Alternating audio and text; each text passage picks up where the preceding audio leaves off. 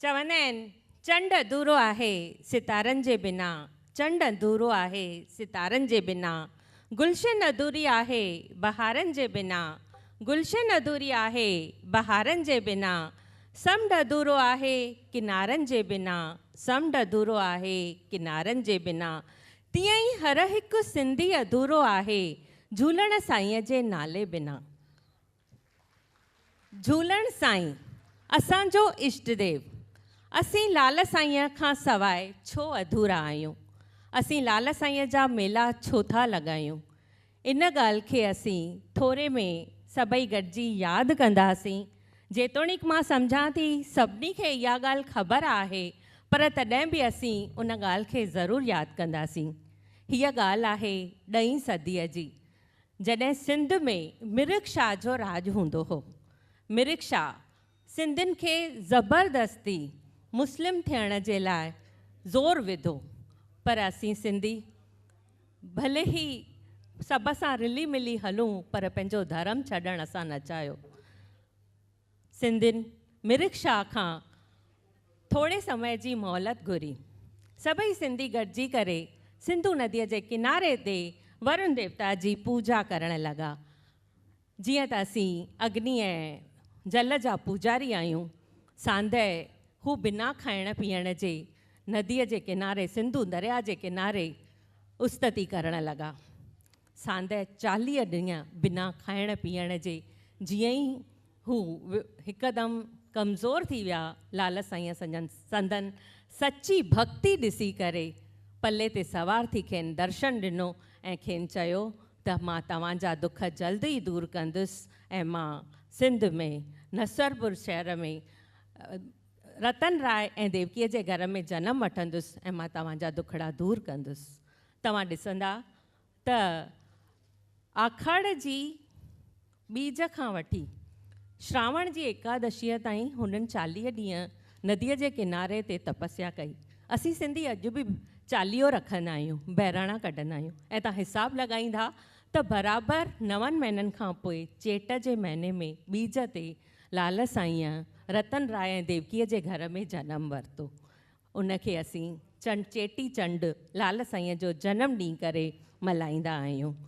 लाल साईं जीअं ई जनमु वरितो तीअं कृष्ण भॻवान वांगुरु करिश्मा करे ॾेखारिया।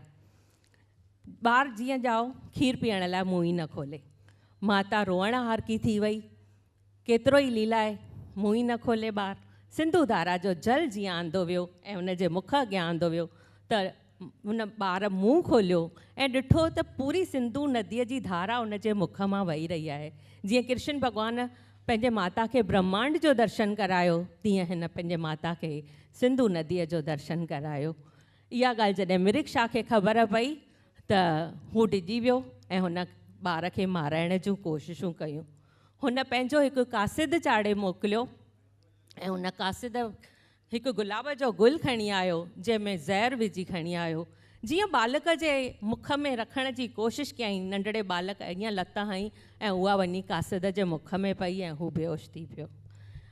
इहा ॻाल्हि अञा बि मिरिक शाह खे ॾकाए छॾियो त हाणे मूंखे ख़तमु करण वारो अची वियो आहे।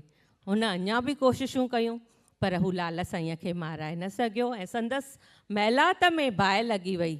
जीअं ई बाहि लॻी हुनखे इहा ॻाल्हि सम्झ में अची वई, हुन लाल साईं जी शरण वरिती ऐं लाल साईं बि ॾिठो त हाणे सिंधियुनि जा दुखड़ा दूरि थी विया आहिनि, त लाल साईं पाण पोइ सिंधू नदीअ में समाइजी विया। पर लाल साईं असीं सिंधी जो स्वभाव ई आहे त केरु असांजो जेकॾहिं कंडो बि कढंदो आहे न त असीं हुनजा शुक्रगुज़ार हूंदा आहियूं। हीअ त असांजो इष्ट देवता आहे, त असीं पंहिंजे इष्ट देवता खे कीअं था भुलाए सघूं। इन करे असीं अॼु बि हर साल चेटी चंड जो ॾिणु ख़ुशीअ सां मल्हाईंदा आहियूं।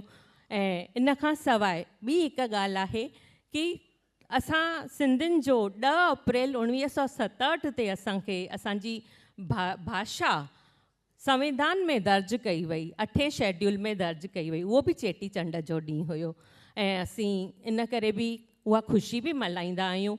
तव्हां मां हिते घणनि खे इहो नॉलेज आहे, पर जेके नंढा ॿार आहिनि, नई टईअ वारा आहिनि, उन्हनि खे शायदि इहा ख़बर न हूंदी। उहो सोचींदा जोड़जक में सिंधी अची वई त कहिड़ी वॾी ॻाल्हि आहे। असांखे इहो बि सम्झणो पवंदो 1947 में जॾहिं असीं आयासीं 1950 में संविधान ठहियो ऐं उन में फ़क़ति 14 भाषाउनि खे दर्ज कयो वियो हुयो, असांजी सिंधीअ खे दर्ज न कयो वियो। असां सिंधियुनि जे लाइ इहो ॾाढो डप वारी ॻाल्हि हुई त हिकु त असांखे पंहिंजी काई स्टेट न आहे, ॿियो असांजी भाषा बि जेकॾहिं संविधान में न दर्ज कई वई त असांखे केतिरियुनि तकलीफ़ुनि जो सामनो करणो पवंदो ऐं सरकारी सहूलियतुनि खां असांखे दूर रहणो पवंदो। तंहिंजे करे सभिनी सिंधियुनि गॾिजी करे ख़त लिखिया, न सिर्फ़ु ख़त लिखियाऊं पर पाण धरना मारे वेठा ऐं 17 सालनि जी जफ़ाकशीअ खां पोइ 1967 ॾहीं अप्रैल ते असांजी सिंधीअ खे संविधान में दाख़िल कयो वियो। इहा असांजे लाइ ख़ुशीअ जी ॻाल्हि आहे। हाणे दर्ज करण सां छा थींदो आहे कि जेके बि सरकारी सहूलियतूं आहिनि उहे असांखे मिलंदियूं।